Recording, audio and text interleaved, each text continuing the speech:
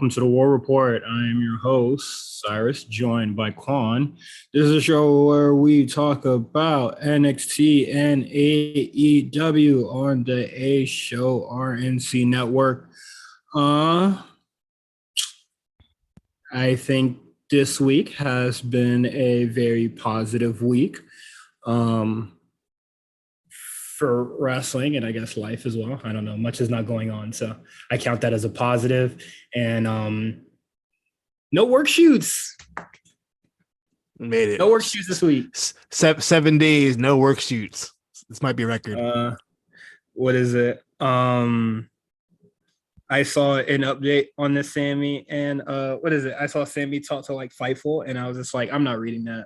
I didn't. I saw on Daily Smart. I said I'm skipping that. I don't care. Yeah, that's it. I don't care what that guy has to say anymore.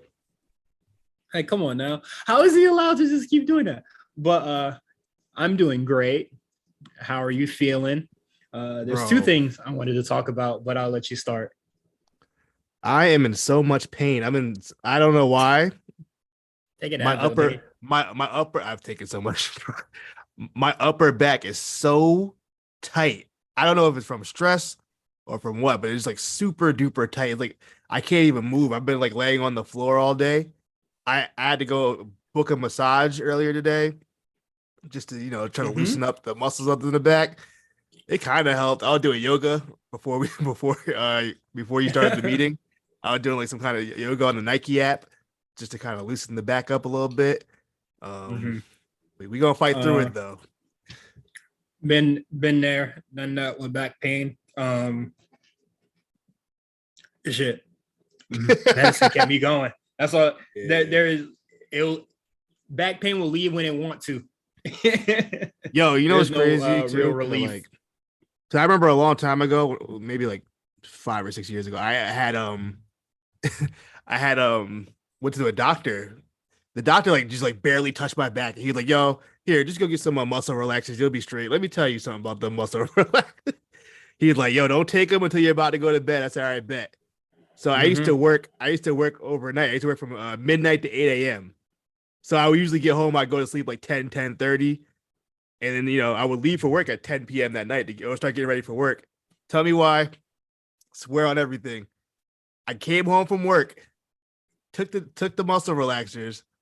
I went to sleep at 10:30. I didn't wake back up until 10 p.m. that night. That's like 12 hours straight. Unbothered. Like that. Dog, I was still living at my parents' house. I remember what if I died, bro? Like I didn't get up for 12 hours. Like no one checked on me. Said nothing. Good. I was a little dead. But yeah, man. So I try to stay away from I'm trying to avoid muscle relaxers at all costs because I'm not trying to be a zombie. But if it comes down to it, I'll do normally with back pain, like I've been prescribed so much stuff. I would say I have not taken most of it. Like for my first spinal surgery, I was given perks. Shit's crazy, bruh. Yeah. Just the second time I had it, they gave me it. I was just like, nah, I ain't really trying to take it, bruh. Like that shit was it's a little intense. And then I got prescribed a different medicine not too long ago. That one's been like really weird. It's supposed to be something that like over time your nerves will just get more resilient, and then you will just start feeling pain a lot less. And what is it? When I was in LA, I took the medication. I went out to eat with Justin and his wife. Soon as that meal was over, went to the bathroom, just really throwing up.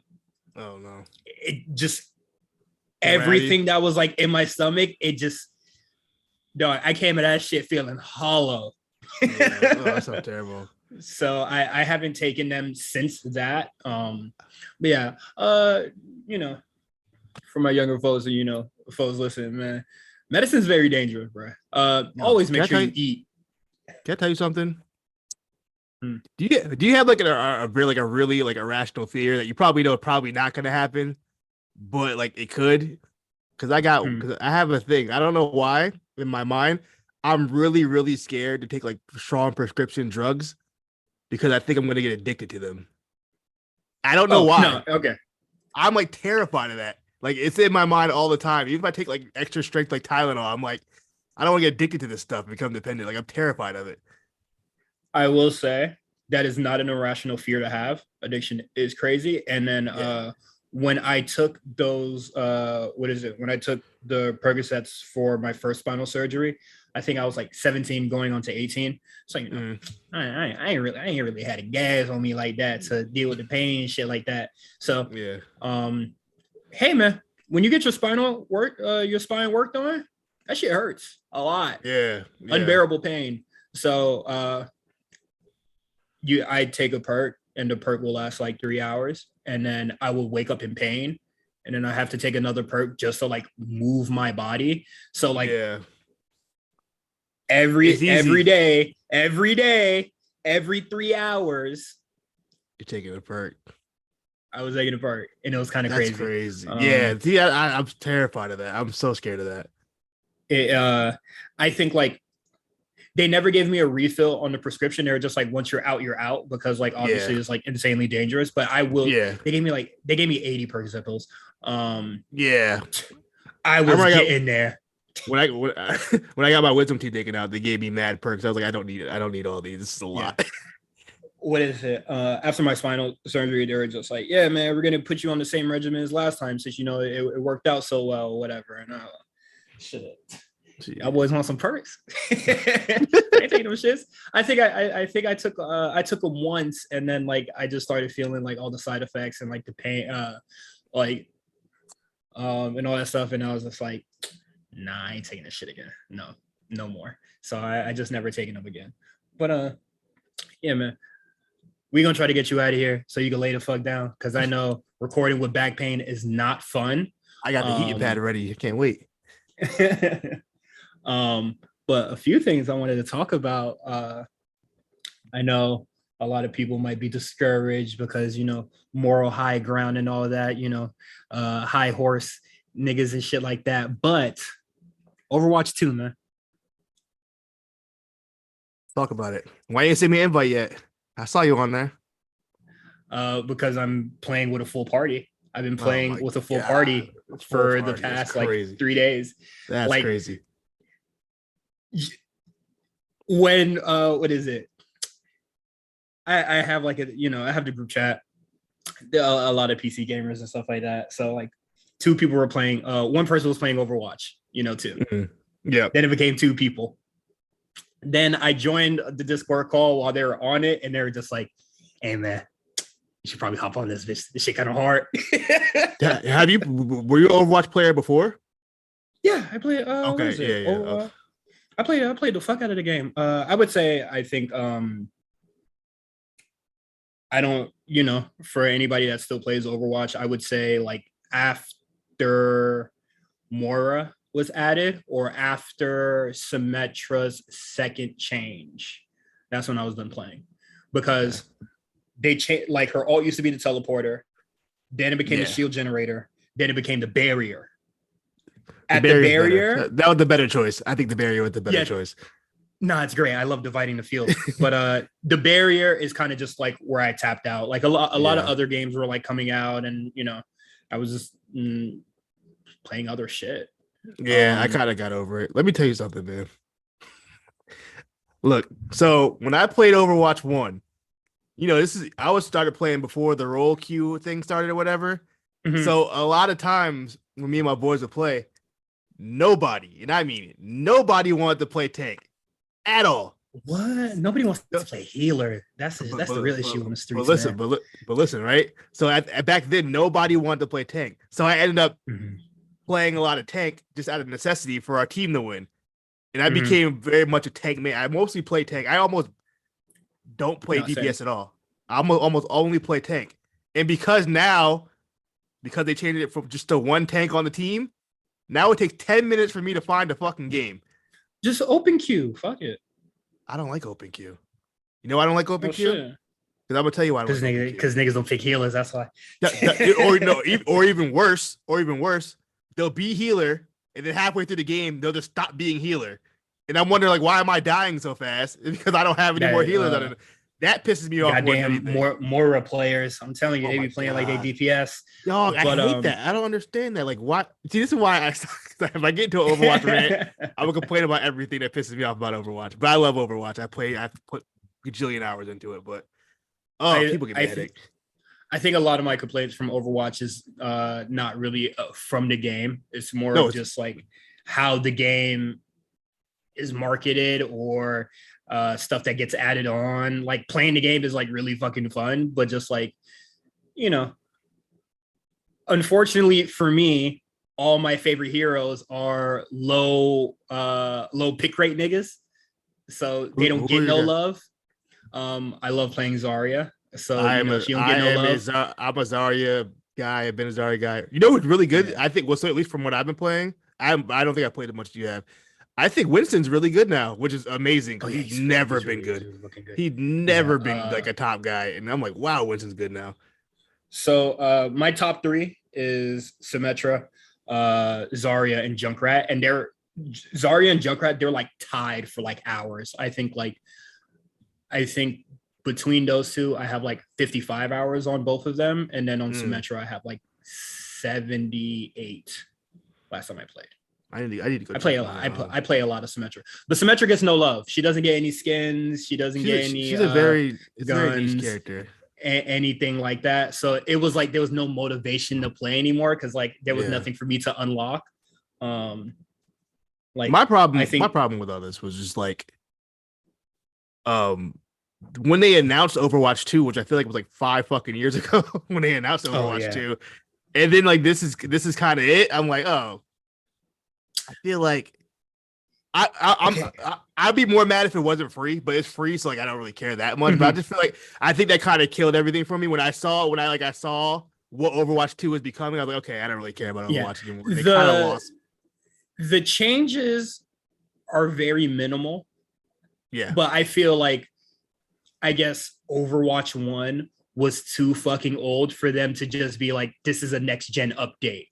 Like Overwatch 2 is just a next gen update. That's all it really is. But the battle pass shit is kind of nuts because like you get like no XP on that, and then also just like the shit's ass on there. They have like 5 different currencies to like buy items. The shop is cool. I like the shop, but yeah, and then they had to like take out loot boxes entirely. I do think the changes are minimal, and it's kind of just like whatever.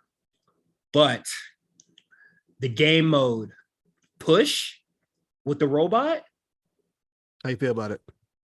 It's all I ever wanted. I've only played it twice so far.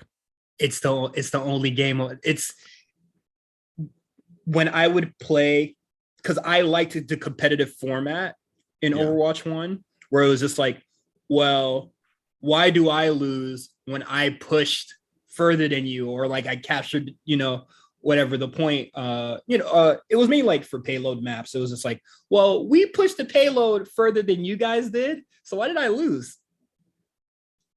Yeah. Now is just like with the robot is just like, yeah, you have to do better than me. And I think the robot is actually, it looks really cool. And I like watching the robot run. It's funny. It is funny.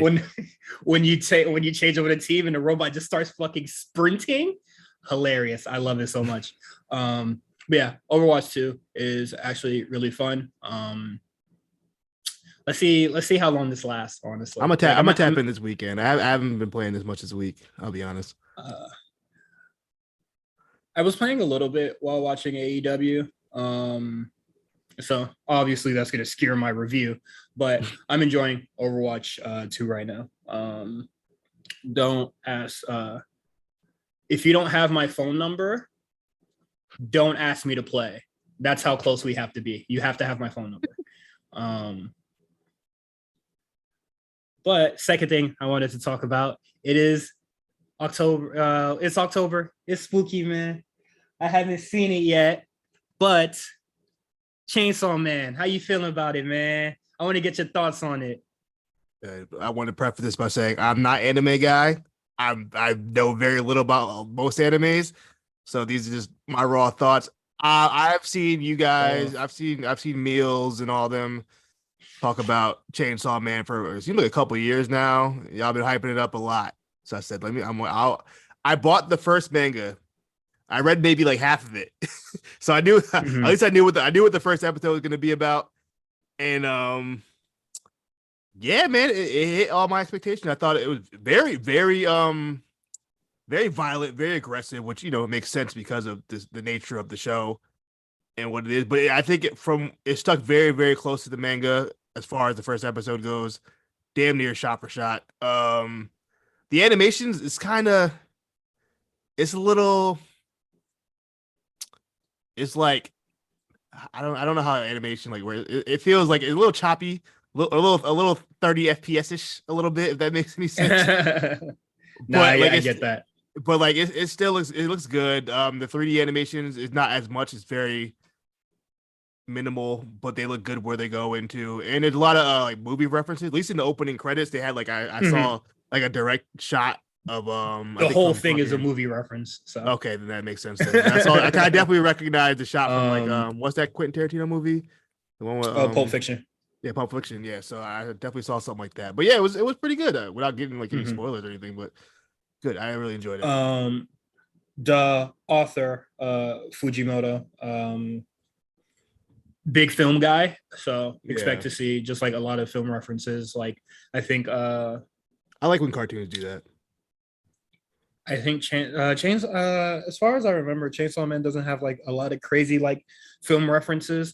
Hold on, let me look at I can think of like 3 off top, but like they might add some more. Shit's pretty sick, man. I think Chainsaw Man is definitely one of my favorite mangas to read. I read it. I like reread it all the time. It's kind of short, so I'd probably like I could read like 2 arcs in a shift, and there's like 4 major arcs. So, okay. I usually read just like the last 2 every time I'm bored at work. Okay. Some good shit, man. I'm looking forward to more thoughts and more people finally getting on the bandwagon, because I've been trying to get a lot of niggas to read this shit, and they're just like, I'll just wait for the anime, and I was just like, all right. I mean, offers like face value. A guy with like a chainsaw for a face and hands. I'm just like, it doesn't interest me. Like, I wouldn't interest me any other way. Like, I would never look for that if it wasn't for you guys talking about it so much. Like, okay, this must be good if everybody keep talking about it like this. Because like a man with a chainsaw for a face, not doing it for me. Maybe if I was like 10, I would have loved it. But it's a deeper plot. Gotta be. But nah, it's a deeper plot. Fujimoto definitely one of my favorite mangakas right now. I just think they're really crushing and killing it. So I watched half of Bleach too. I don't know what the hell Bleach is about. I watched like half of it. I wasn't feeling it. I'll be honest. I wasn't feeling it. I gotta be honest with you. Bleach fans, I hope y'all have a bad day. Jesus Christ. No, niggas really go hard for that garbage, bruh. I seen a lot of manga come and go, but niggas talking about Bleach being like top dog when it was the only one when Kubo was the only author told, hey yo, put the pen down. You told to put it down to hang it up? Yes. They told hang it up flat screen? Yes. Shonen Jump said, all right, man, you're gonna need to stop. So is this a remake or is this like a whole new series? No, I think this is just like the final arc that just didn't get animated. So they're just like doing it like, because it in shorter. The way it was presented, it felt like it was like a brand new, like a remake or a brand new series. They were like introducing characters and stuff. So I was like, I don't know if this is like a remake or what. I was just watching it. I got bored. I was like, I'm over it. Hey man, trust me, Bleach ain't that good. Don't let niggas tell you otherwise. But let's get to In These Trenches, man. First things first, Jon Moxley signs an extension with AEW. Congrats, man. Stay your ass over there. It makes sense. I think Moxley's the guy over there. He clearly, especially with whatever's going on with, we don't even know with Punk and the Elite. Moxley is clearly the number one guy in that company. And if he probably getting a crazy bag, he gets to do whatever he wants. He still gets to wrestle his indie shows and do death matches and shit. So I mean, he's doing what he wants to do, and now it seems like his wife's gonna be there too. So hey, I don't blame him. I'll take that 5 years too. He stated this is where he wants to be for the rest of his career. I'd imagine he's gonna end his career there. I can't see him going back to WWE unless it's like for like Hall of Fame, and then that's probably it. But hey man, yeah, man, that's perfectly okay with that. Is perfectly okay with me. Do not come back. Stay your bleeding ass over there. Yeah, that's cool. That's great. I know a lot of people are just like, is AEW even going to be around in like 5 years? Shit, let's hope. I'm sure it will be. I'm sure. Actually, you know what? Over there. I don't know what WWE. I mean, not WWE. WB be on every day. I log into Twitter. WB's doing something. I'm like, what are y'all? I don't know what their niggas killed Cartoon Network today, bro. I saw that. Nah, bro, that's crazy. I was just sharing like old. You remember when Cartoon Network used to have like songs? They used to just like have music videos and shit instead of like a commercial break.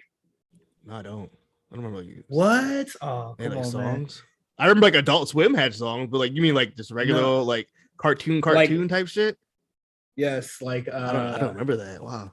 There's a Dexter Laboratory rap that I played. Back to the lab again. Yeah, I remember that. Yeah, like shit like that. You got a gorilla for sale. Walking around in circles with the Barney Rubble joint. Man, I'm deep in the Cartoon Network bag, man. I was really watching that shit. But nah, yeah, so I thought that was very sad to see, but I honestly can't weep too much. I feel as long as a lot of those Cartoon Network shows are still on HBO Max, I'm okay with that because I wasn't watching a lot of Cartoon Network nowadays anyway. Like, as long as I could still go watch Amazing World of Gumball in like the next 8 years, then I'm cool. But I just don't know what's going on with Warner at this point. They're taking stuff off the app. I don't get that stuff they own. It's really weird. I don't get this. I don't know what the end. I haven't dug down. Like I haven't really read up on whatever Warner Brothers is doing, but it just seems like counterproductive to like what I don't understand. I don't get it, but that's not for my business mind to figure out. That's some other stuff. It's just concerning. I just don't know what the future for any kind of Warner product is, including AEW. Like we just don't know. It's shit. Well, we got a little bit of insight into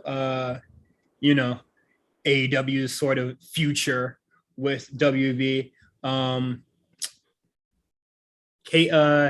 Kathleen Finch, WB Discovery's U.S. Network Group Chair, Chief Content Officer. That is a loaded title. Sat down with the Hollywood Reporter and just confirmed that like AEW, more AEW content is coming. So we get the lady show, the what's it called? You get the death of Cartoon Network, but hey, you get to see what the AEW women do when they're not on TV. Yay. Hey, it worked for WWE, man. Total Divas worked somehow. My thing is that like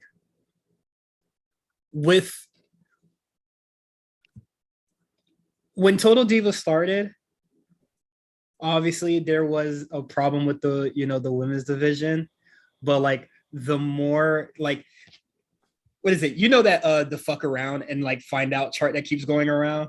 Yeah. And like more Total Divas seasons, the better the women's division gets.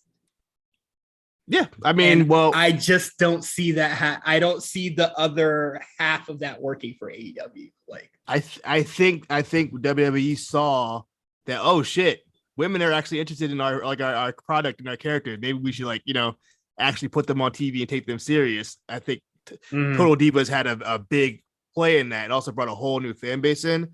I don't know if AEW is going to be, based off the history we have so far, I don't know if they're willing to take that step and really look past that real core 18 to 49 male audience that they really want. Like they seem really, really, really focused on that, and nothing going to take them off of that. As long as they have the 18 to 49 men demo, I don't think they really care that much, which could be detrimental to themselves, honestly, in my opinion. I at least see right now, by negative bias aside, there's an effort to get that casual audience. Now, what these are gonna is gonna happen. It seems in the works, unless David or Zoloff or whatever the fuck that nigga name is just like, no, this is actually really fucking stupid. We're gonna see the casual audience come in with this, and we'll see how they congeal and sort of mesh with the rabid freakazoids of the AEW fan base. And then we'll kind of just see how that all sort of like blends together. You know what it is? It's gonna take a lot of conditioning. And then how that affects the show. Yeah, I'm with you. I think it can take a lot of conditioning, because I'm getting to the point where I don't even care about the women's matches on the AEW Dynamite anymore. Like, I'm like, oh, women's match. All right, let me go get the show ready. I'm putting in show notes while the women's match is going on, because I just know I'm already conditioned to know this shit really doesn't matter. You know what I mean? Like, it's just like, it just doesn't matter, because they gave me a reason not to care, or they gave me no reasons to care. I guess you could say. Yeah. Well, shit. I think it's very hard to care about a lot of the women's division, including Britt Baker, and then like, I'm sorry to my Toni Storm fans out there, but the matches ain't really hitting, and Toni Storm is not really cutting any good promos or showing me any personality, nothing to really gravitate towards. She just truly just seems to be she is interim in every definition right now. She feels very, very interim. She feels like the fourth most important thing in the whole woman, like, you know what I mean, in the whole division. She feels like. So that is just that. All Elite Women, that's going to be the one of the shows. I don't know what else is there going to be in AEW content, but there's an effort to finally get that casual audience, and I definitely think that WB was just like, all right, you guys are kind of getting like steady viewers, like that's cool, and y'all cheap, but we gonna need some mo. And that's okay. That's fine. That's all I got. Any other thoughts? Are you cool? Nah, man, I'm cool with it. Okay. I'm not gonna watch. So yeah. Same for the first episode. I might watch the first episode. Yeah. I'll see. I'm gonna watch the first episode, and then I'm gonna bring it. I'm gonna bring All Elite Women to my friend that really liked Total Divas, and then just see how they take it. Did you watch any Total Divas? Yeah, I think I watched the first 2 episodes. I think I watched maybe like the first 2 or 3. I'd probably say I watched like 1.5 seasons. Like I watched the season where Naomi and Natalya were feuding for the championship or whatever. Like during that time on SmackDown, I watched that. And a little bit when Renee Young was like, I think like when Alexa Bliss and Nia Jax was added, I think I watched like half that season. I was just like, I don't have it in me to care about TV. Like having to sit down and really watch something kills me. Like I say it all the time. I rather much play video games. Yeah. So that's why I don't really watch TV. You know what the cool appeal about it too, about Total Divas at the time when it first came out, and then we can get off of this, but it was like one of the first time we really got a glimpse of like backstage in WWE, like for real, like pulling the curtain back. Now it's a little bit more common, but like at that time when Total Divas first came out, that was like really interesting stuff. Like seeing how shit was going on backstage. Like you saw Gorilla for the first time and shit. Like you saw all kinds of stuff you never seen before. And I thought that was like, you see Gorilla, Mark Carano, rest in piss. I would see Gorilla every week. What is it? You see a lot of people just like interact. You get a lot of fun cameos and stuff like that. I don't know. I definitely it really changed wrestling. Yeah, it really changed kind of how wrestling was viewed. I definitely had my reality TV stunt, like everybody, with like Flavor of Love, Real Chance of Love, I Love New York, shit like that. So like reality TV was really cool at some point, but it's just not really in me no more. Jersey Shore too. I'll just throw that. You are an arm reality guy. Yeah, I can't. Yo, I wouldn't say that like I'm above it now or anything like that. It's just once again, I just don't. You rather watch TV. I don't have the attention span to watch TV. Like, yo, you know what the funniest thing was, bro? You know what the funniest thing was? I'm sorry, I'm going on a tangent, but like, remember Jersey Shore? I think there was the season when they were in Paris. I don't remember what season it was. Where the situation gave himself a concussion. Dog, but you know what made it so much funnier is the way the commercials all week were making it seem like they really got into a fight and like Ronnie really fucked him up. They had to put him out of the stretcher. So the whole episode, I'm waiting for, this fight about to go crazy. They about to really get it in. And I see this idiot bang his head up, bang his head off the wall, and just stumble like Tua Tagliaova did 2 weeks ago, and just like fell on the ground. I think I had tears in I couldn't even breathe. Like, I was like hyperventilating. I was laughing so hard at how ridiculous that was. That shit was comedy, and it was just like, man. The architecture in Italy actually is pretty like concrete, dummy. That was a really funny moment. You had to be there for it to be that funny. Just the commercials at the time. Yeah, it's very comedy. I remember those commercials. Last topic, very short, very. I just thought this was really funny.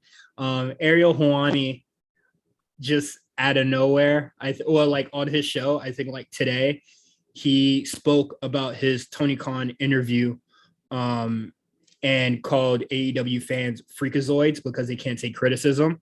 Show me the cap, but I thought it was kind of crazy that he just like outright was just like, nah, that interview, I hate, like he didn't really enjoy doing it and he like found it pointless. And I thought it was also really funny because it's also one of like the cheapest looking interviews that I've ever seen him do. I have not seen any clips. I haven't seen any clips. I haven't seen anything.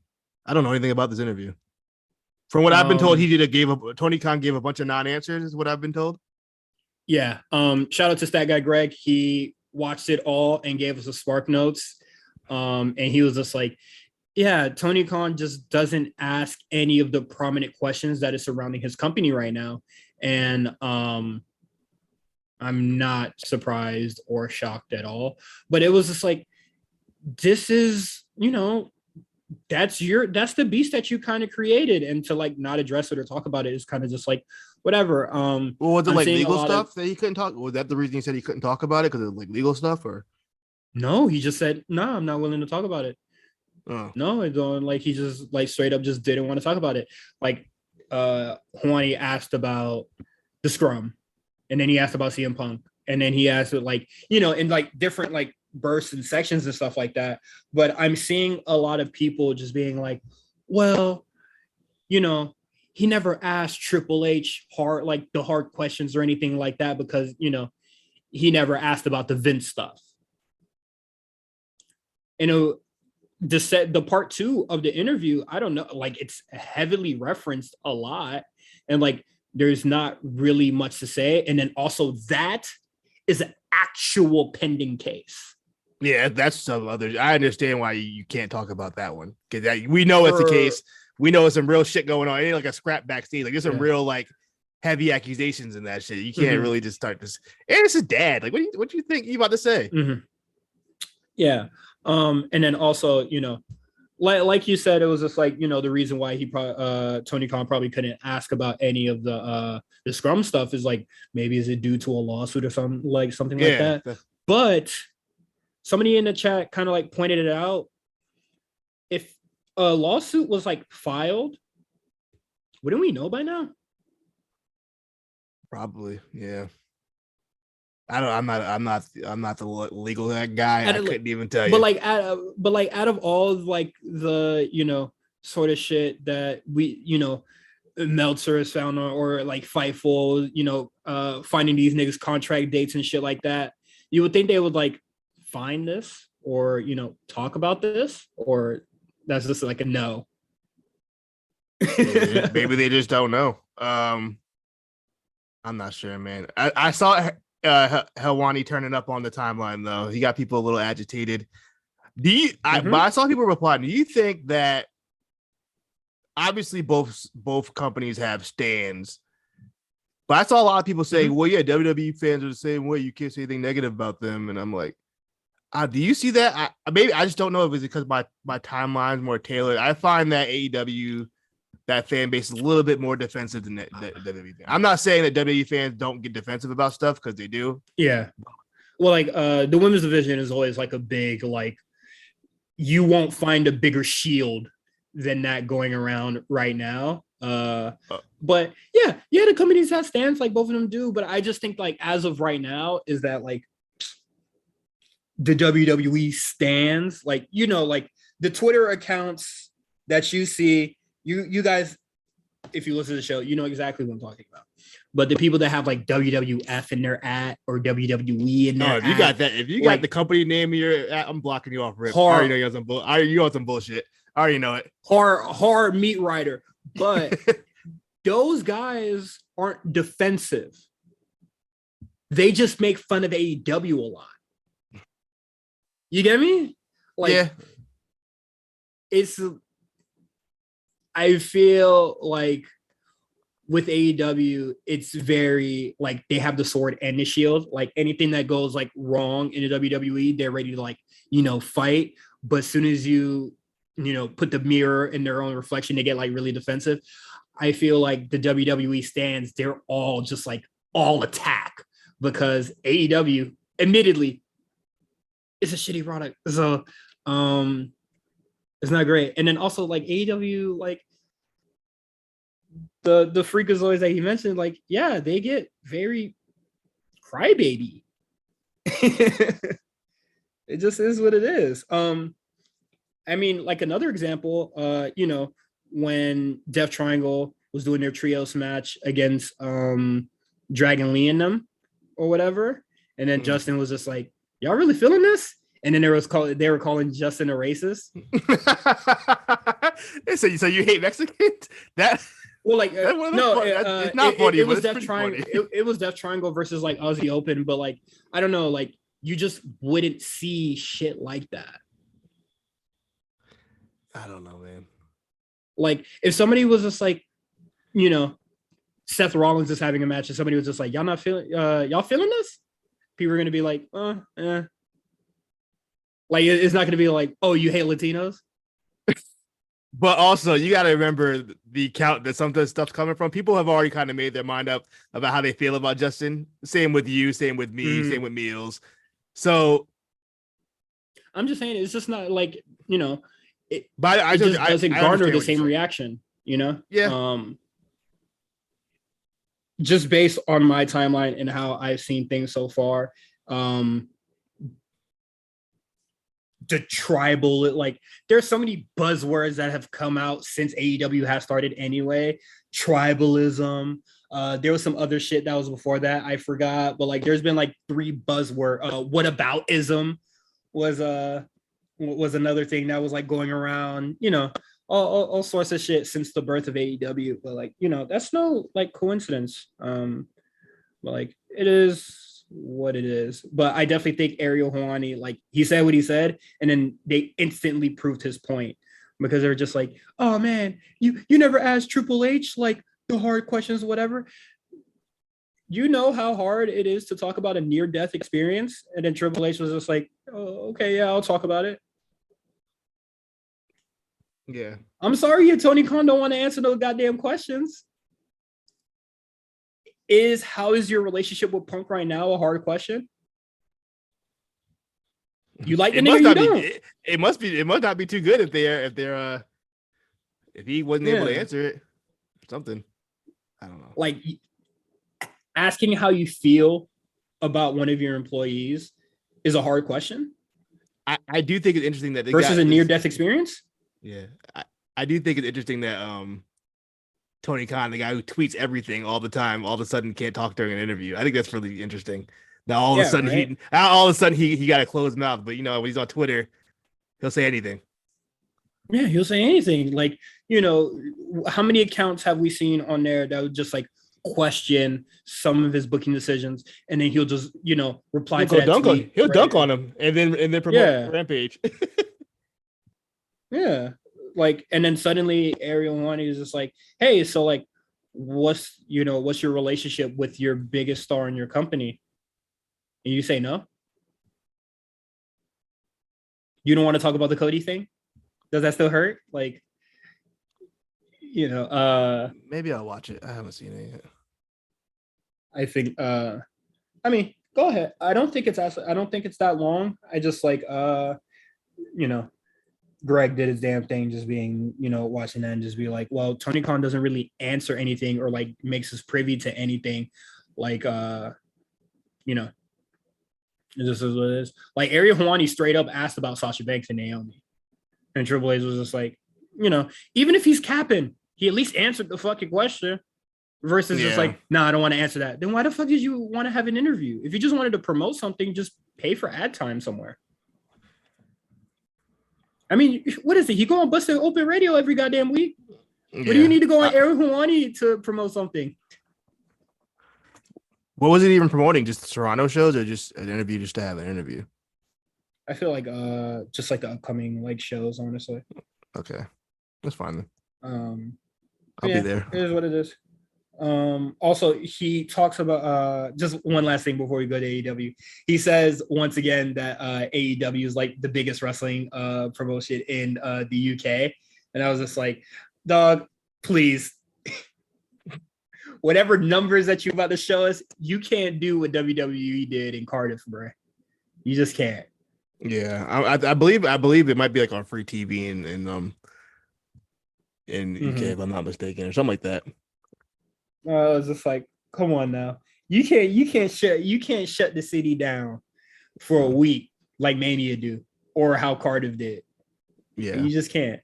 But with all that said, man, let's get into AEW. Wait. Whoa, here comes Daniel Garcia now. The Ring of Honor Pure Champion, Daniel Garcia. And Jericho has no idea. Good for you, Daniel Garcia. Good for you. Finally, someone sticking up for the values of that code of honor. Oh, wait a minute. Watch out. Oh, psycho knee from Danielson. And wait, Garcia. What have you done? Okay. AEW. First time in Canada, Toronto. The crowd's hot. Good crowd, good big crowd too. Hot. They have had a big crowd in a minute. Yeah. Don't get good crowd confused with good show. Because this was not it. But I will say that Jungle Boy versus Luchasaurus was actually pretty good. Thought it was good. Story aside, disregard that. The bell finally rung, and these two dudes finally just like did, what they kind of just do best. Like Jungle Boy's not really that great of a talker.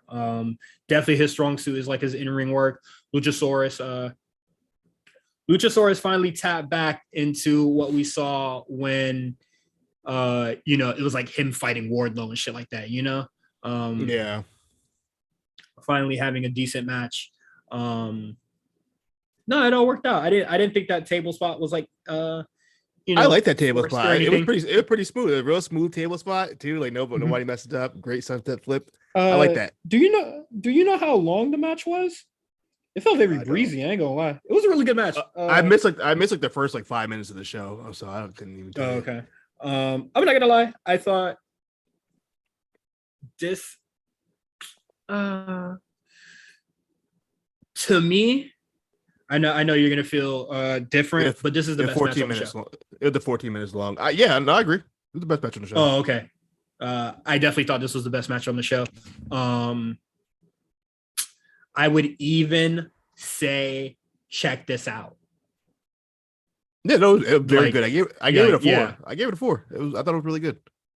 like I would absolutely recommend people to like see this match. So that is a glowing review of that Jungle Boy match at that. But no, I thought it was really cool. I just, I just wish that Jungle Boy was just interesting. They're trying to give him a little bit more of an edge. They gave him his real name back. He's Jungle Boy Jack Perry now. Like, because this match is really fucking good, man. And I just feel like, next week or, as the more that this Christian kind of situation continues, like, it's kind of like the opposite. Well, a lot of people on AEW are like the opposite of Bray, but it was just like, everything's good until the bell rings, or like everything's bad until the bell rings with this kid. But nah, he definitely showed me something, man. If Jungle Boy could really like put on like this and then, sort of like develop more of, I don't know, like I don't find his character to be like naive, but like I feel like he's a boy. He's Jungle Boy, not Jungle Man yet. Lacks it's just it's lacking in a sense. But this match really good. I really liked it. Next we have the Moxley and Hangman Page promo. I'ma be real. Hangman promos don't hit the same since I know he a hoe.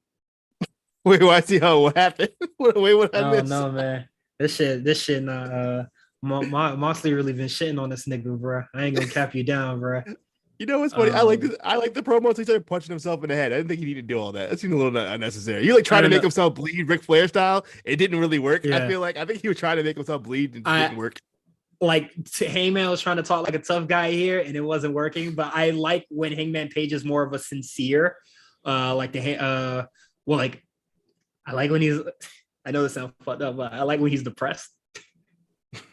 I feel like we truly get like really good, like emotional, like if it feels a little more raw, those promos here. Instead, you felt this more like a standard wrestling promo kind of, right? Just really aggressive. Yeah. And I was just like, where did this stem from? Because like he doesn't get any vignettes or anything like that to really like, make sense of these emotions that he's feeling. And I guess he's trying to keep it out of work shoot territories. This is a very light work shoot, very light. He didn't go to I like that. I prefer it. And then he talks about like his emotion. He talks about his daughter and stuff like that. And I was just like, you're cutting a Dax promo. This is not you. But the match should be good. That is Dax's bag.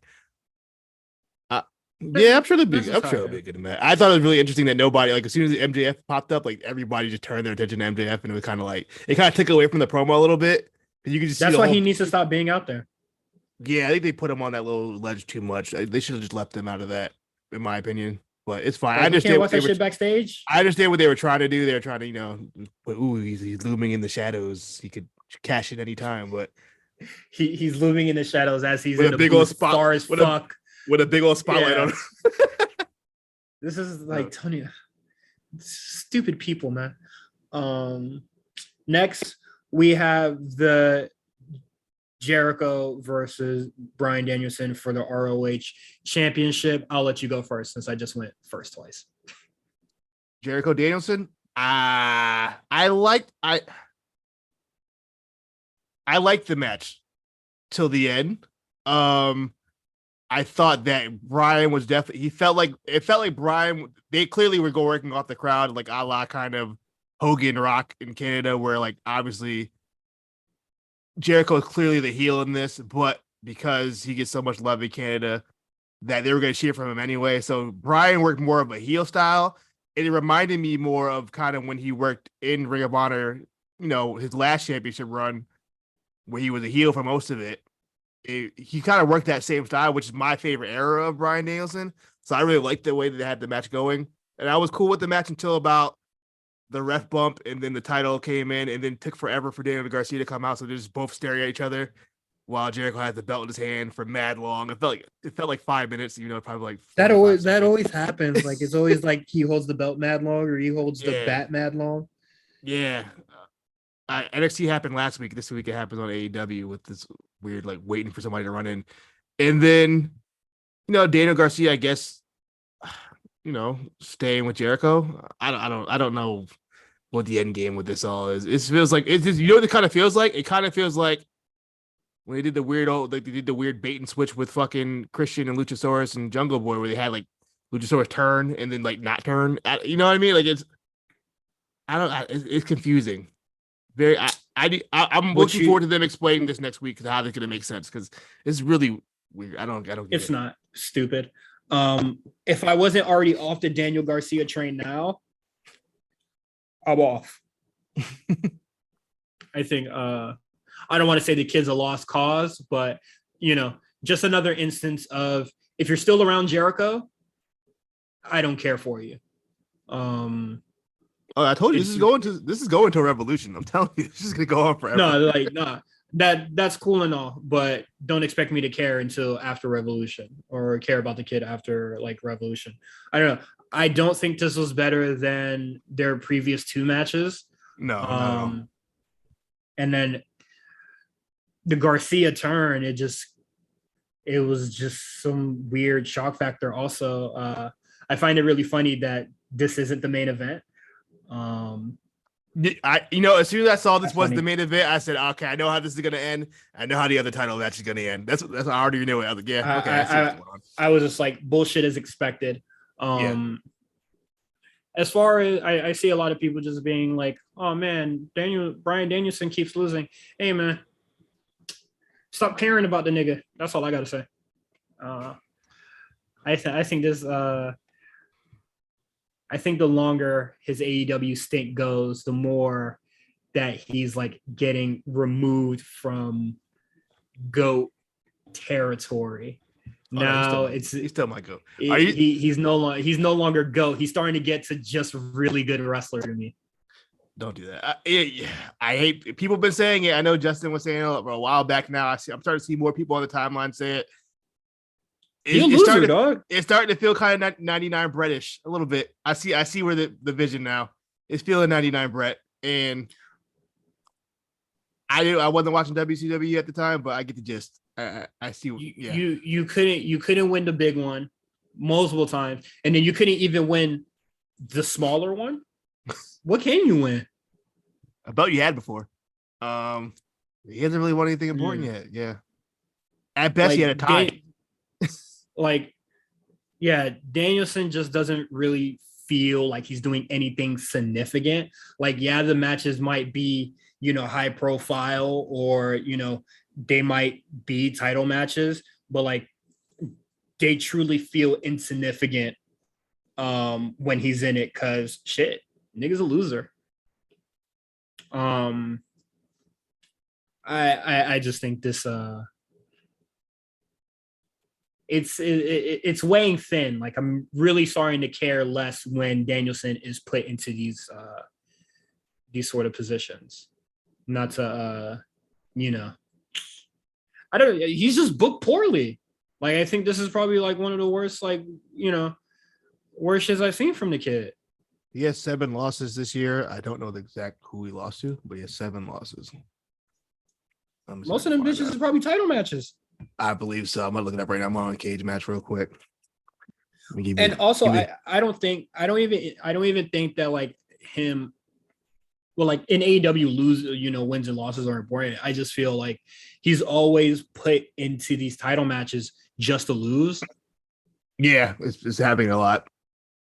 It doesn't make any sense to me. You can pull up the stat, but I just want to move on to the Daniel Garcia portion of it. Dog, can this kid emote? Can he? Yes, I saw you guys talk about that in the Discord. You didn't feel a sense of conflict in his face. Yeah, when he did that. When he does it, he doesn't look remorseful. It's JSH or heels or whatever. He doesn't maniacally laugh or feel like, oh, I got the upper hand on you and revels in that.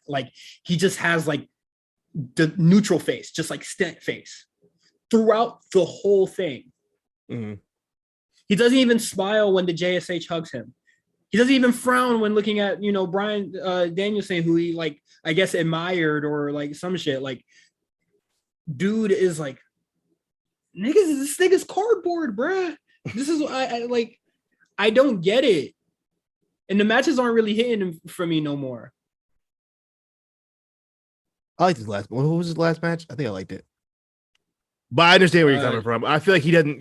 I don't think he emotes to the crowd. You know, in wrestling, you have to emote to. You know, you have to over exaggerate your emotion because you're in a crowd. You are a storyteller. You're in a crowd full of 10,000 plus people, and everybody needs to see your emotions. And if we can't even see it on the camera, then you know the people in the upper decks can't see what's going. You know what I mean? They can't feel like you can't get a feel of where this is going, which was kind of where I was a little lost. Just like, okay, what is this about? Like, it was just like, what does all this mean? Like, you know those old Walmart T-shirts that is the Darth Vader, and it's like sad, happy, depressed, annoyed, or whatever, and it's the same face over and over. Like that's Daniel Garcia. Like he didn't leave anything to speculation by just like, you know, just having like a slanty face or whatever. Like, dude is just he's not a good storyteller as of right now. Maybe he'll grow into that, but like telling a nigga to show your face, it's kind of crazy. Yeah, that's it. And then Pac versus Orange Cassidy for the All Atlantic. Trust me, I ain't care for this one. I actually did like this match. I do think Cassidy and Pac have great chemistry. I did enjoy this match. I like the story they told. Well, I guess to a degree. Yeah, I did like the story they told. I just liked this match. I thought the whole trying with the bell thing, the referee takes it, and then he had another bell in there, but you know, it gives Cassidy enough time to get the punch in and to get the moves in. I thought it was a really fun match. They have, like I said, they have great chemistry. Cassidy wrestled with urgency. He was, you know, after Rampage or Battle of the Belts, one of the show Battle of the Belts, you know, when he came back and attacked Pac, he had a lot of urgency and a lot of like heat and vigor towards Pac. I like that, and I think that this match kind of matched that intensity, which I think was needed for the finish. As far as the All Atlantic Championship goes and Pac's run, I couldn't even tell you how Pac's run went because I didn't watch them damn matches on YouTube. I'm interested to see what they do with Orange Cassidy holding that belt. I understand why Orange Cassidy has the belt. I think, you know, he deserves it. He's way more popular than Pac. So yeah, he's more popular, and plus Pac doesn't need 2 championships. Let's take that belt off of him and give Orange Cassidy something to do, and then Pac can just worry about the trio championship. Yeah, I thought the match was good. I enjoyed it.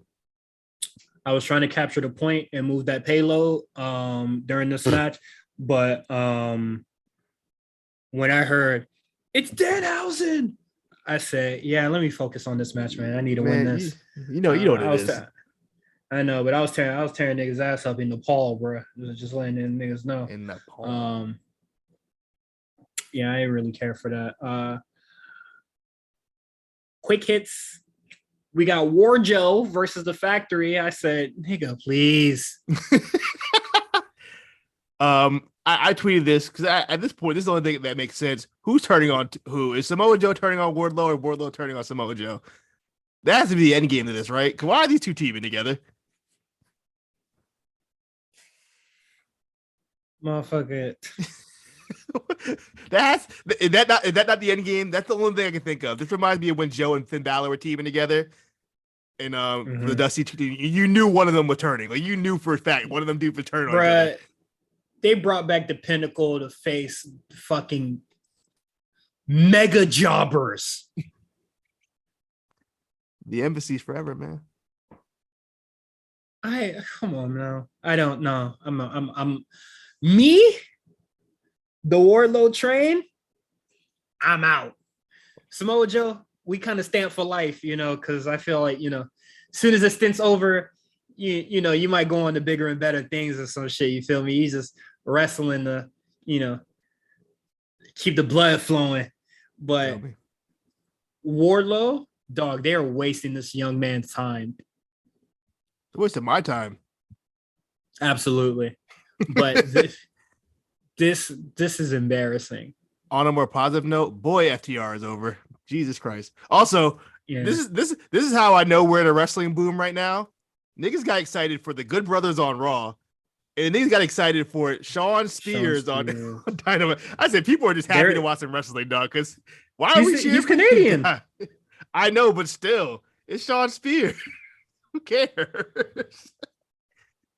My guy, Canadian, bro. That's all. But the Pinnacle's back, and I'm just like, whatever. The Pinnacle is back, and they're like at the bottom of the totem pole. Very ironic. Swerve versus Billy Gunn. I couldn't tell you much about this match, man. All I know is Mark Sterling came out at the end, and it was some of the worst shit I've ever seen. He kills every time the segment with him involved. It just died. I know the crowd was saying "shut the fuck up" to him and all that stuff. Like he was getting heat. But I don't know. He just like ruins every segment he's in when he comes out. I'm like, oh, shut the fuck up. Like I'm with the crowd. Shut the fuck up. What's up with AEW in the? Well, I have a legal binding contract, or I own this, or I trademark that. He's a lawyer. No, but I know that's standard for him. But what the fuck? It happened with the firm too. Wasn't he their lawyer too? I don't know. Shit, I have no idea. But they were just like, oh, we bought Orange Cass, Isaiah Cassidy and Mark Quinn out of their contract, so now they're with the firm now, and then like Matt Hardy's gonna fight for their freedom. What a slave owner, Sandra Bullock blindside ass shit is this, man? I'm saying shit's stupid, yo. I don't know. Man, the Acclaim boy, are they over? They're getting Enzo and Cass level pops at this point. New Age Outlaw level pops at this point. It's pretty impressive. I think Mila brought this up before. I think Max Caster needs to do the thing that John Cena was doing, where he would end the bar on the most like obvious line ever and then let the crowd do it. I think that would really take it to the next level. Isn't that what is it? The Acclaim have arrived? Can't the crowd just sing that? They do. Or you want them more involved with the rap? Yeah, I wanted them more involved with the rap. I think. Okay. Just take the last line. Just do something like real easy. And everybody in the crowd to know what you're gonna say. Is Scissor Me Daddy Ass not good enough for y'all? That's pretty over. I don't know. That's very over. I don't know. I feel like they have something to chant. That's fair. Yeah. The Acclaim have arrived. Every rap ends like that. They could scream that with Bowens. That's true. I think they do. What is it? Scissor Me Daddy Ass. Like, what? Come on, niggas. They have so many catchphrases already. You can just literally say anything. But yeah, it is what it is. And then we got the women's match. You got anything to say about it? I don't. Why did Hikaru Shida get the pin? That where I was. What'd that do? I that was really confusing to me. I don't. What was the reasoning for her getting the pin out of anybody in that match? She's not doing anything. You know what I mean? So I thought that was interesting. It was on Britt of all. Yeah, the thing is that Hikaru Shida's not doing anything, and then like they're not going to do anything with this win. That's the thing. So, it's not like Britt is going to be feuding with Hikaru Shida because she's clearly feuding with Saraya. So like, is this going to make Hikaru Shida the number one contender so she could lose to Toni Storm? So Toni Storm could finally have a singles match. Probably, yeah, I guess so. They could do that, but I feel like Jamie's going. I feel like Jamie's the next step for Toni Storm, right? I would imagine. I thought that was really weird for her to win that match. That's all. But besides that, the match was fine. I thought it was a fine match. You know what spot I'm getting really, really, really tired of. I think I probably brought it up on here before. NXT used to do it to death. You know what I blame FTR for this. The push to push the guy on top of the pin to like break the pin up. I'm so over that damn spot. My nigga. I am glad you said that. I fucking hate that. I blame FTR for that. So that was nigga. The Young Bucks will do that shit like 8 times in a match. Yeah, I know. I get it. It is very practical, but sometimes a match just needs to end. when they push the nigga and the match ends 3 minutes later, we could have cut this bitch down. I just don't like the push. I just don't like the push. I don't know. I remember FTR and Gargano and Ciampa used to do it all the time.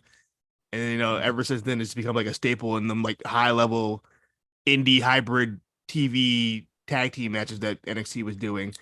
And I think it's adopted to all the other companies.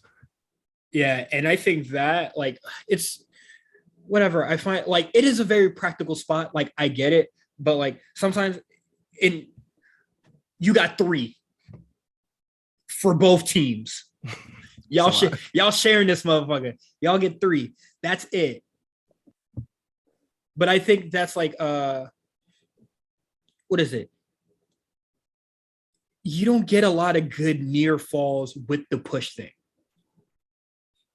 Because you can see it coming a mile away. It looks like, because the guy would be like right in position to like push the other guy. It doesn't look good. I'm over it. Yeah. It is what it is. Let's get into NXT.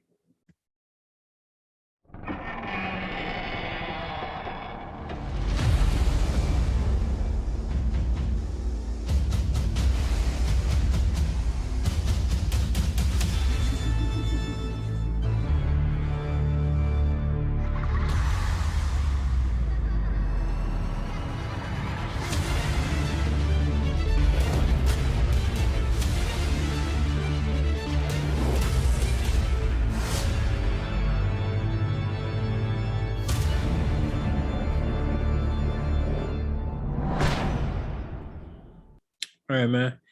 NXT. I don't know where should we start? Do you like the new commentary team? I was gonna ask you, do you want to talk about Booker? It a little bit more subdued than I thought it was gonna be. I'm sorry, go ahead. I was saying a little bit more subdued Booker than I thought it was gonna be. I thought we were gonna get like over the top Booker this week. I feel like we didn't get that. Maybe he's kind of leaning into it a little bit. I feel like it's coming soon. Yeah, it'll come soon. I don't know if he's familiar with everybody on the show as well. So definitely not. What is it? I like that commentary. They kind of just highlighted that Booker is like new to the commentary table. So like Vic Joseph is asking him a lot of his thoughts on the current roster. And that's cool. And then, you know, also Booker doesn't like niggas is normal. Seems to be a trend. Except like Carmelo Hayes and Trick Williams, but like, you know. Carmelo. I like that he had like Trick is his guy too. Yeah, I like how he had he was like talking about having like flashbacks when he saw Braun doing like Rick Steiner moves and stuff. Like, yeah, I remember those, me and Stevie, whatever the hell they were talking about. I missed that match. I'm seeing it here and I was just like, huh, that wasn't Braun versus Javier. Did this start the show? Started the show, yeah, started the show with this match. Oh shit. Fuck, I missed it. Because I thought the show started with Nathan Frazier and Axiom. No, but we'll get there. But as far as that was a killer start to the show, in my perspective. My start of the show. Javier, big body Javi versus Braun Breaker. Standard match. I think Braun got his moves in and all yada yada. And then I believe Ilya came out first.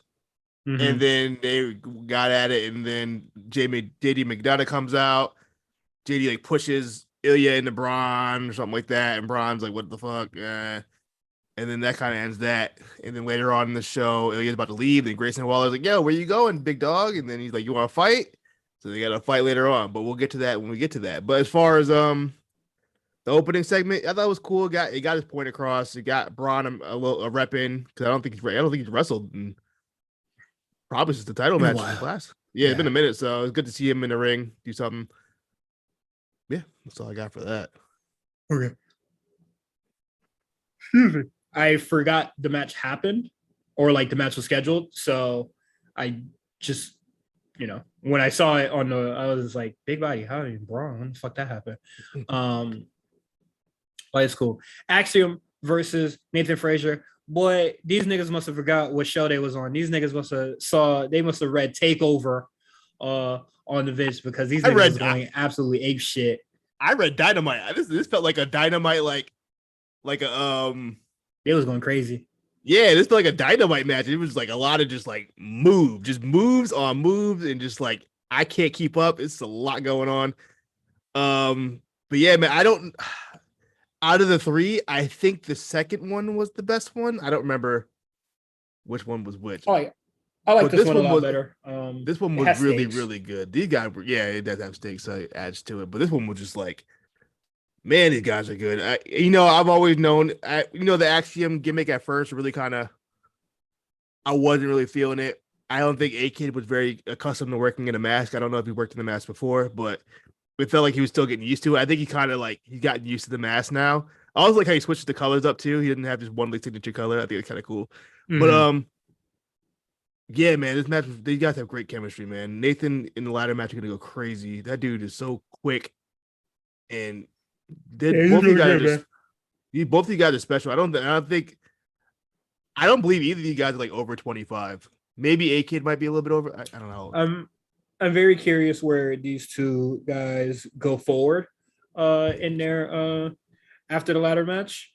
We'll see what happens there. But yeah, I thought this match was really good. That's all. I got really Axiom's 25, Nathan Fraser's 24. So you guys are like really the future of this, and I'm really excited to see what these guys do going forward. I hope they put them in a tag team, honestly, for a little bit.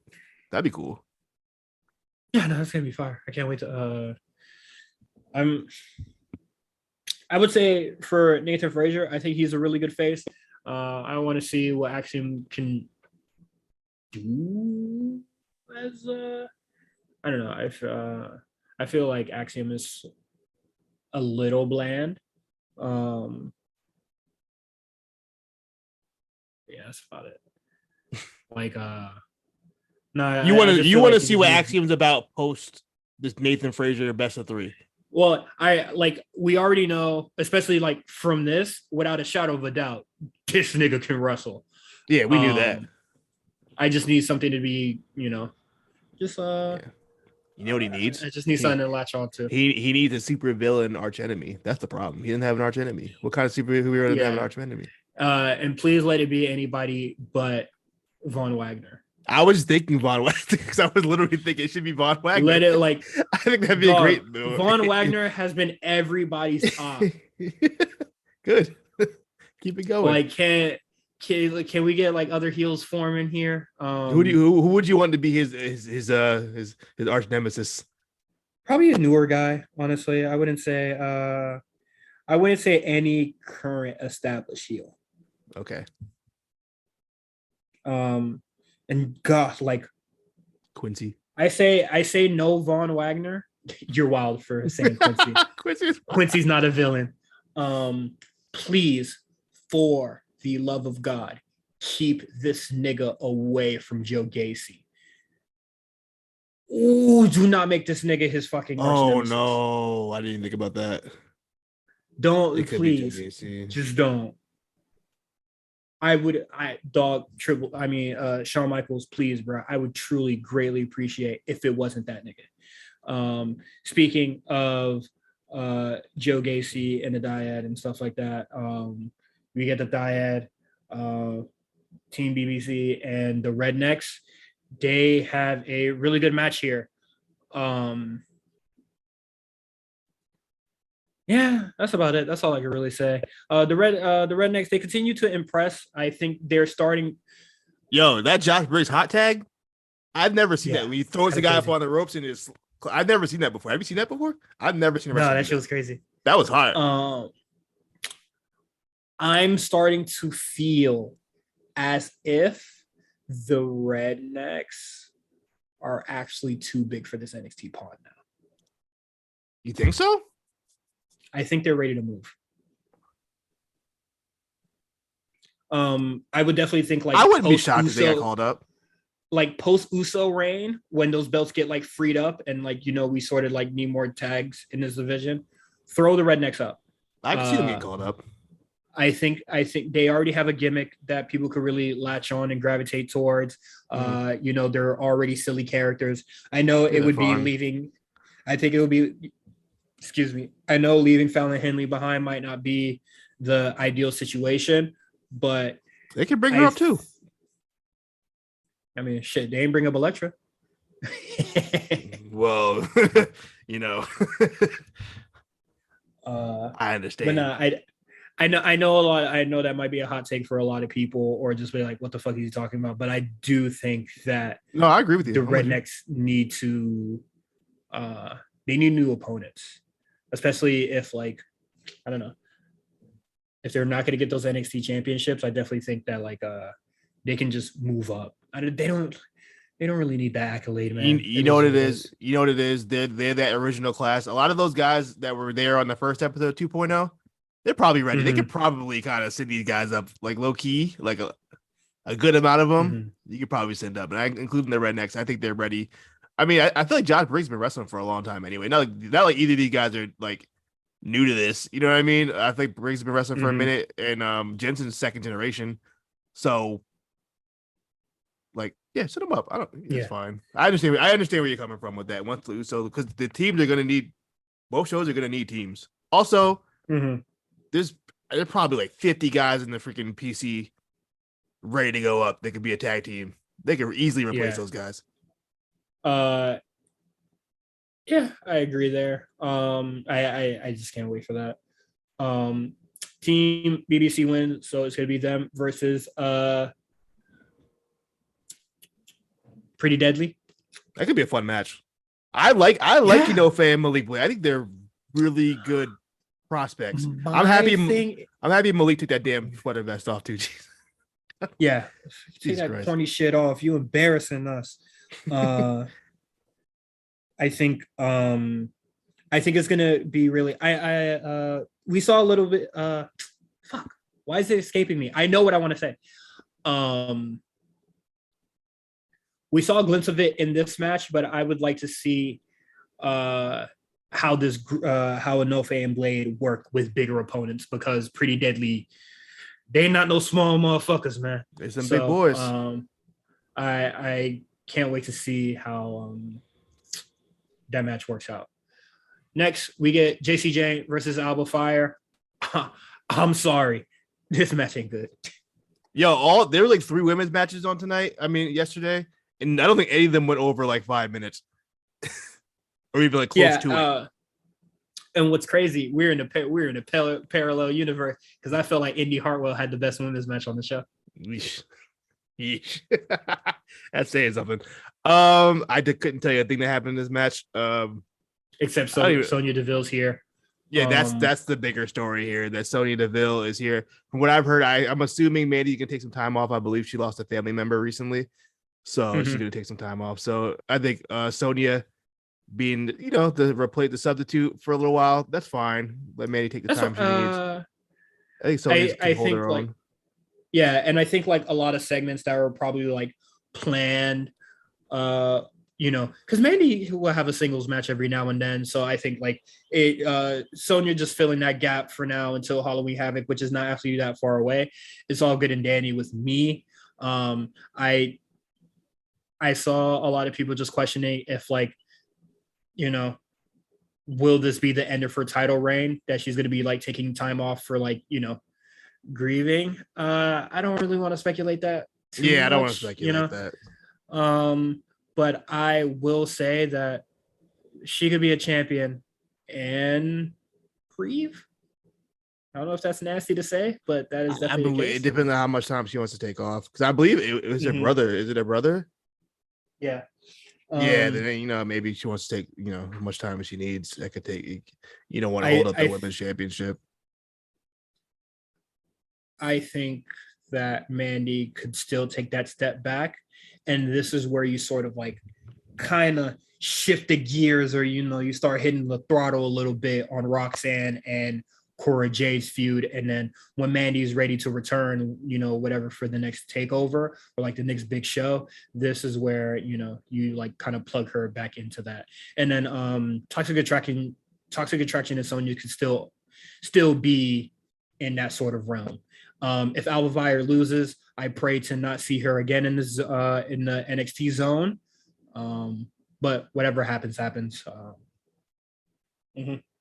You know what? You know what's gonna happen. You know what's gonna happen. Dragunov versus you put Frazier, but it's actually Waller. Grayson Waller. I don't know why I put Frazier. And I'm not gonna lie, I turned it off. I wasn't. I wasn't super invested. I knew the match was fine. I thought. Why'd really you fix it? We're already recording the show. I don't know. I think I like Waller. I like how he interacts with the crowd. I feel like Waller is more of a big arena act. I feel like he's too big for like his energy and his gimmick is too big time for NXT crowd, if it makes sense. Like the crowd too small for him. I don't feel it's that. I just feel like he's really stagnant in NXT. Like he's not doing anything. Like him, bro. Since the Gargano thing, he hasn't really done anything. Like they don't know what to do with him. For Tony D'Angelo, like, yeah, he's had like a real storyline, or like with Santos Escobar, and then a little bit with Cameron Grimes and injuries and stuff like that. But like he was in title matches at least, D'Angelo, like he was like D'Angelo's involved in stuff. I feel like racing besides the Apollo Crews shit, which is weird. Terrible. It's fucking bad. It's so bad. Yeah. I didn't watch this. Like I already know or knew what was gonna happen. Grayson Waller was gonna lose either. Shit, he was gonna lose. I don't really care how we got there. Yeah, I'm just Normally I would watch a Dragunov match. So Dragunov is one of my like favorite wrestlers right now. But like, fast forward me to the pay-per-view, or don't give me a Waller match, or give this nigga opponents that matter, like Zion Quinn and fucking Waller. Like I don't care about either of these guys, man. These guys are so fucking like stagnant or losers.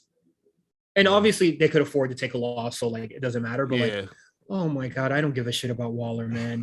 He used to really be like, I thought this man was gonna like shit. No, he had so much heat after the Gargano thing. I feel like they just didn't know what to do after that. They're like, okay, now what? So crazy. Quick hits, the only man. one on this show who's also, I feel like, is kind of just lost in whatever. But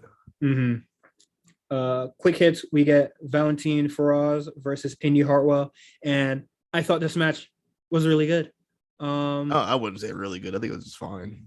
It was for Indy Hartwell, shit. That was the seems match like that happened. Getting her footing back. I thought it was cool. I saw people were upset that she won with like a superplex. I was just like, yeah, man, let's take it back to the 80s, man. What are you, Cowboy Bob Orton? Yeah, man. Let's get this shit back. Let's take it back, man. This a suplex finisher. That was for a no-K, nigga. I thought it was cool. Something that we talked about last week, it seems to be leaning in the wrong direction. It seems like Sangha is starting to get closer to Veer instead of Veer getting closer to Sangha. It's a little concerning. At least they're wearing suits. That's a good start. That's a good sign, right? Like it seems like they're gonna be forging that tag team again, but like I don't feel like they, why do they have to be heels? Especially against niggas like Pretty Deadly. Well, do we know if they're heels yet? We don't know if they're heels yet. Well, they haven't done anything heelish yet. Abandoning Feroz after her loss is not a good guy thing. I'm sorry. Yeah. He had to chat up with the boys. He had to see what's going on. They saw her lose to that superplex. Veer said, "Fuck this whole man. Let's get some money, man. Let's get this money, dog." You don't even speak Portuguese, nigga. The fuck you doing here, man? What you doing in Brazil, my nigga? I don't think she's the Brazilian, man. She's the Brazilian. Which one's the Brazilian one? I don't know, man. You do this every week. Only one of them. I don't know which one. I know one of them's Brazilian, but is she the Brazilian one? She has to be. She's the Brazilian one. I'm looking at her Instagram. I'm sure she has some kind of flag. Yeah, she's the Brazilian one. Okay, you're right. Okay. Woo! Racism averted. Racismo. Crazy out here. Did you see my mentions on Twitter today? Oh no. About Bad Bunny? Oh. There was some racismo in my mentions. There was some homophobia in that. Homophobia, xenophobia. I'll just say this. I just think it's really funny that like people are just like, oh, it's outside of my realm, so it doesn't exist. So I was just like, okay. That's not how the world works. There's 8 billion people on this earth, bro. For anybody who doesn't know what I'm talking about, I saw something I tweeted about on my personal account, not my wrestling account, about I guess it's sort of wrestling related. I was like, how y'all don't know not one Bad Bunny song? First of all, he's all over, like he's everywhere. Like I can't like I'm from a predominantly white area. If I go to the white bars, I still hear Bad Bunny even at the white bar. Yeah. So I already know y'all lying to me off rip. Y'all know if y'all don't even, at least you've heard it. You know what he is. But like, there's a Bad Bunny song in my head right now. I don't know the name of it. Also, my Spanish is bad, so I'm not going to recite it. Yeah, that's the most. But like, I know the rhythm. Like, I know Bad Bunny when I hear it.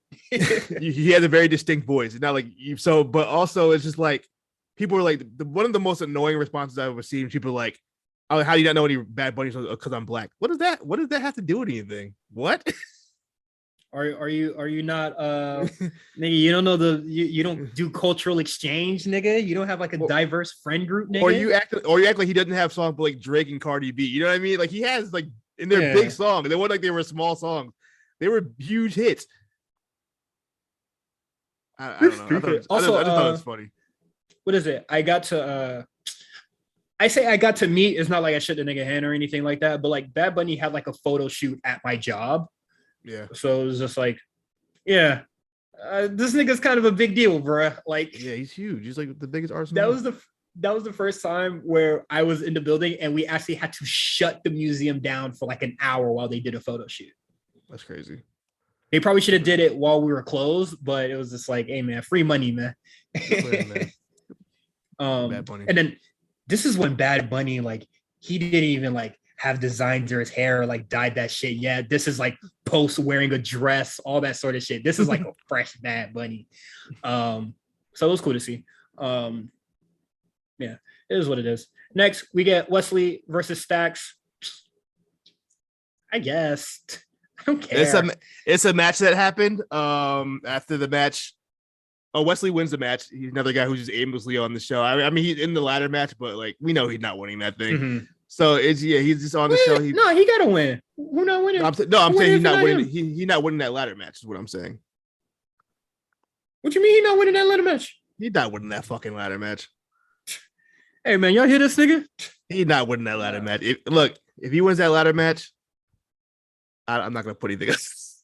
But I don't think he's winning that ladder match. Yeah, but I would have been walking away with your TV, nigga. Wesley winning that bitch. Shit. You ain't about to play Overwatch on shit, nigga. Wesley not winning that match. But yeah, man. After the match, Trick and Mello come out and try to attack him, and then Oro Mensah comes out to save the day. And that's kind of seems like we're gonna get Carmelo Hayes, Trick, and like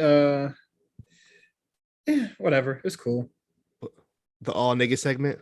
I love when they do the all nigga segment. Put them all together. Gotta love it, man. They can't do that shit on other shows, man. But that should be a good match when it happens. We got Kiana James versus Thea Hale. I'm gonna stop it right there. I think the 401k is a cool name for a move, but that's all I'm gonna give that segment. I gotta be honest with you. Kiana James is kind of growing on me. I'm kind of fucking with it now. I'm fucking with the gimmick a little bit now. I thought it was really goofy. Ironically, or just like you just okay. It's I'm kind of just fucking with it, man. I didn't like this for the longest time. I'm kind of it reminds me of like it just reminds me of those old like early 90s kind of wrestling gimmicks where you're like your profession, you're like a plumber or something. She's just like a tax lady or something. I don't know what the hell she does. It sucks Ariana Grace is hurt. I thought that was an interesting kind of dynamic between them two.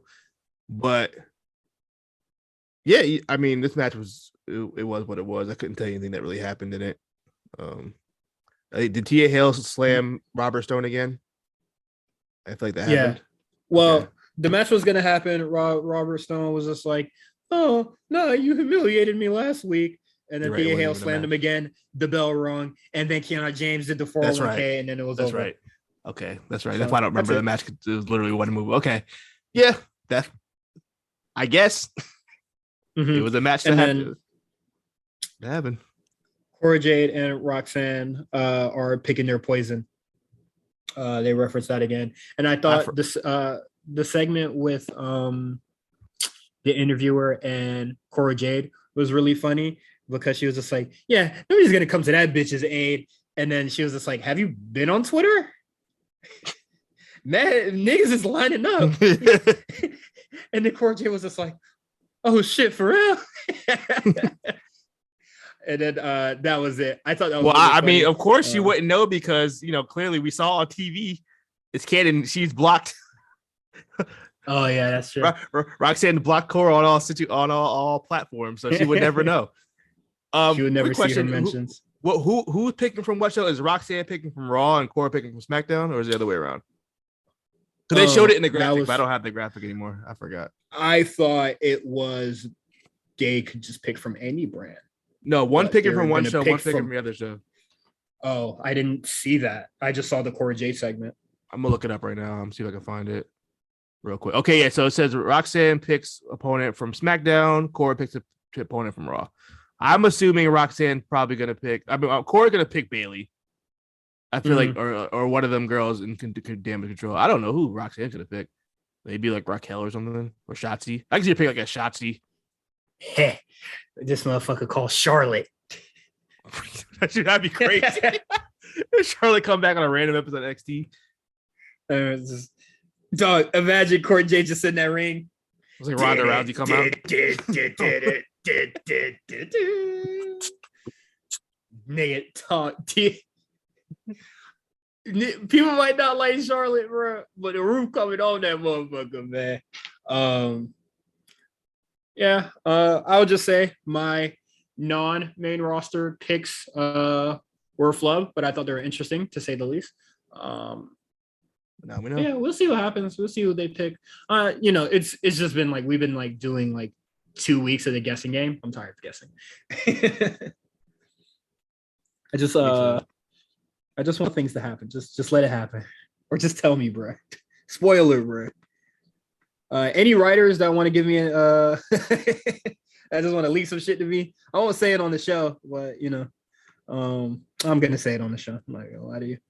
So that's Cordell. Yeah. I don't know. He doesn't work there anymore. Yeah. He's not a writer either. Whatever. He knows something. He knows. But yeah, so that is it for our show.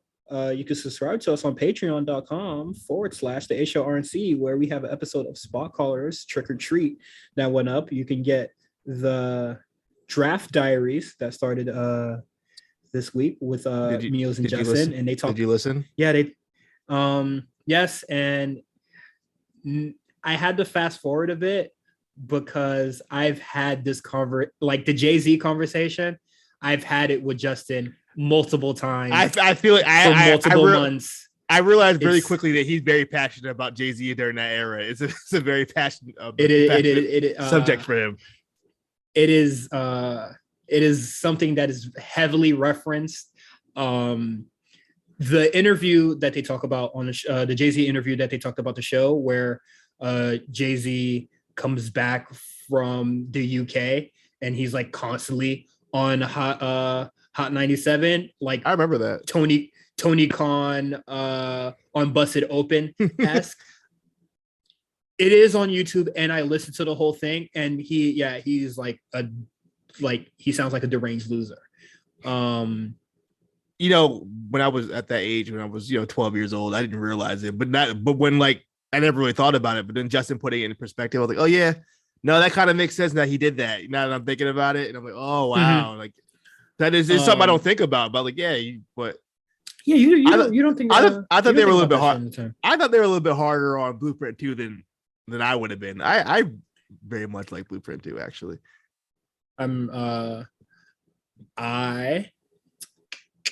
Controversial. I'm from Miami, bro.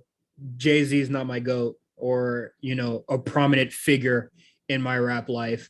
I feel like, well, also I think when I would start actually like picking my own music, Jay-Z was retired.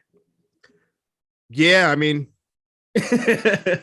so kind of just is what it is on that. Like my household was, whatever my brother was listening to at the time, my older brother. So it was like 3-6 Mafia and G Unit. That was it. Yeah, I like what is it? I liked Dipset a little bit back then, but like it was not something that I would scout, like because what is it? I liked Joel Santana because he had that connection with Lil Wayne a lot, or like they do a lot of songs together and stuff like that. So like that's about it. But like, yeah, man, the whole Jay-Z thing, which is like most of the pod, I think it's hilarious, but it's really good. They're not you don't know what a McDonald's Happy Meal costs at that point in time, but you get a very deep insight on Jay-Z's I feel like the Jay-Z facade. I feel like Twitter kind of really holds. He would definitely hurt. It would. They did a good job of kind of erasing that point of his career because it's a lot of revisionist history. I remember at the time people saying, "Yeah, Nas got Jay-Z the fuck out of here." Even as a kid, I remember like, "Yeah, Nas kind of got him out of here with either." As I've gotten older, I prefer. I think Blueprint 2, the song. I really prefer that song as far as like a response, even though it's kind of I was like a year too late at that point, like it was already over with and nobody really cared. But I thought that was a better song than Ether.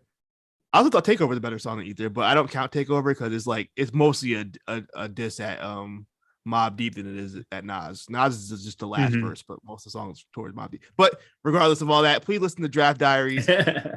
Great podcast. Yeah. We're all going to be on it eventually, so you'll get to hear from everybody from RNC, A Show. I didn't get the call for it, so you didn't get the call. That's okay. It feels up. Stop playing. That's okay, man. I don't feel like watching more wrestling. I know. You don't? For another spot callers that we're gonna actually be doing for Halloween, we're gonna be watching zombie. Oh, fuck, what is it's like something that it's a zombie movie that has like a lot of wrestlers in it. I don't remember what the movie was called. Oh no, not Live. What zombie movie is it? I want to say it's like zombie wrestlers of like in space or like some bullshit or like I don't know. I think wrestlers versus zombies. Yes, that's what it is. Sorry, okay. I don't know. The in space just seems like something stupid. Shane Douglas, Roddy Piper, Matt Hardy, Kurt Angle, Jim Duggan, Reba Sky. That Matt Hardy's wife. Yeah. Taya. Parker. Who the hell is Taya Parker? Who the hell is that? Hey man, this sounds fire, bro. I can tap in. Hey yo, shout out to Tubi for having every obscure movie that ever touched Earth. Yeah, free on Tubi. I might lock in with that this weekend. Get it out of the way so I can start watching a whole bunch of like retrospective videos and people talking about it. But that's what we're going to be talking about, and then the poll will be up next month. Thank you and shout out to everybody. The Wrestle Club is going to be going to WrestleMania. They did the damn thing. Shout out to Titus O'Neil. Shout out to Cody Rhodes. Shout out to everybody that donated, even the ops. They were on Raw as well. Yeah, they were at Raw, and even WWE shouted them out. Bro, they're getting so much press, bro. This is I love it. I love it, man.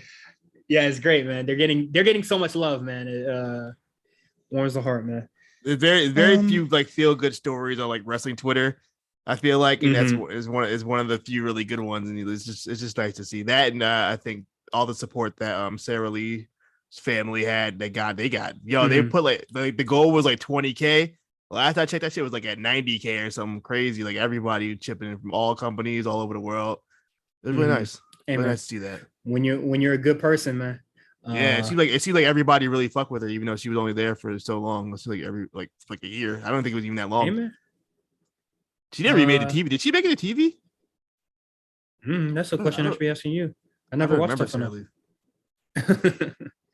But yeah, that's it, man. You ever seen the first season? No. We should. Dog, I don't have time. I don't have time to be watching. Dog, they're like 20. They're like 20-minute episodes. They're not quick. I want to watch the first season. Bro, I'm so we'll talk about it. We'll talk about it. We'll talk about it. I'll be open to watching like the first and like last episode, or like very prominent episodes or something. I don't know. You got to watch the Triple H speech where he buries Goldberg. It's one of the greatest speeches of all time. We'll talk about it. You could definitely talk me into it, but I just got to give me some time, man. Just got to give me some time. No, we don't have to do it right now. We got plenty. We got to do it anytime. Yeah. All right. I'm starting to get out of breath. My stomach's hurting from all this talking. Thank you for everybody that supported. Thank you if you're a patron. Shout out to if you heard this and was just like, oh man, I would absolutely love to be on the Patreon, man. That sounds great. Or, I can't wait to hear Spot Caller. That's great. Or, the whole Jay-Z conversation on there. So that's all great and dandy. And fuck Swerve. Whoa. Eat a dick, nigga.